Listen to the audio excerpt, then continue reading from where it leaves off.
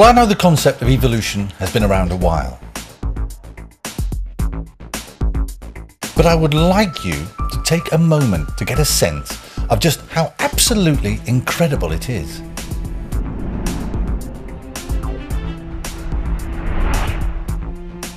From simple chemical reactions to the biological complexity we see throughout the world today.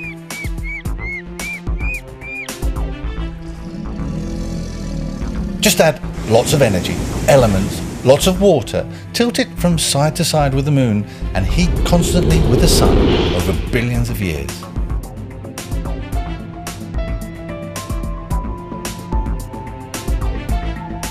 Remember that living organisms we see today are very much the exception. Most creatures have not survived, and we have absolutely no record of the billions of species ancestors. Think of an eye, the liver, the nervous system, and the brain. Well, surely they are all dependent upon each other. You can't have one without the other. So how did we come to be?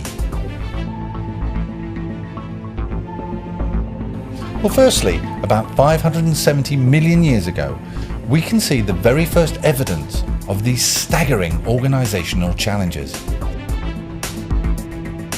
Cooperation and communication between these diverse cells began to occur.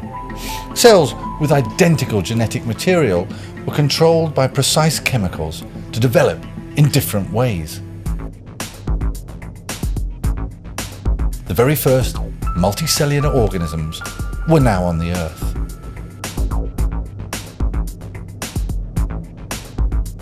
Very, very quickly in evolutionary terms, many species appeared at this time, known as the Cambrian.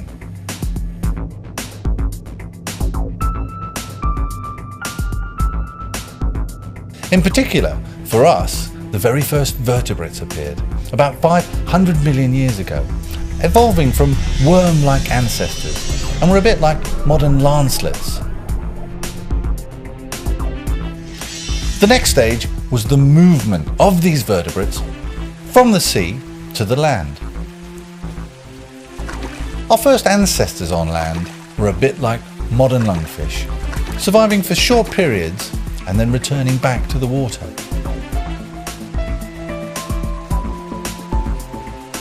Around about 250 million years ago, mammals evolved. These were warm-blooded and nurtured their young. Our earliest ancestors were probably shrew-like night feeders that exploded onto the scene after the destructive asteroid impact about 67 million years ago, which killed off our main competition, the dinosaurs.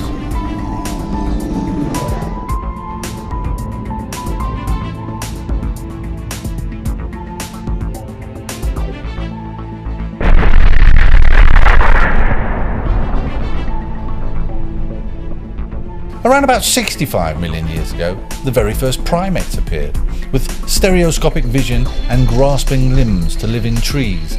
They happened to need a large brain-to-body ratio. Larger brains needed longer lives to learn and be successful. The great apes then evolved about 18 million years ago in Africa. And about 7 million years ago, a species of these started to walk upright. There has been about 30 distinct species of these bipedal hominids, and it is from these species that we have developed. Our ancestors were the same as modern primates, but we are not direct descendants of them, as is often portrayed. Despite poor fossil records, we can get accurate information from the genes of our close ancestors and can track back a simplified ancestry of our species. This shows that about 4 million years ago, Australopithecines, including the legendary Lucy, appeared and were about 5 feet tall with brains slightly larger than chimps. They were really more primate than human. About 2.3 million years ago, Homo habilis appeared. These hominids took full advantage of walking on two legs and had developed some limited tool use.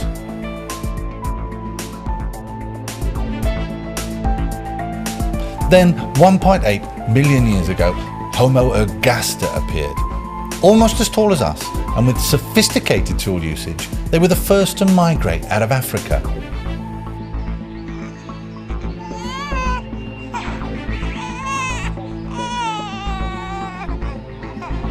Then, around 250,000 years ago, yes, only 250,000 years out of 4 billion years of evolution, in Africa, came a creature that adapted and controlled the available energy around it like no other.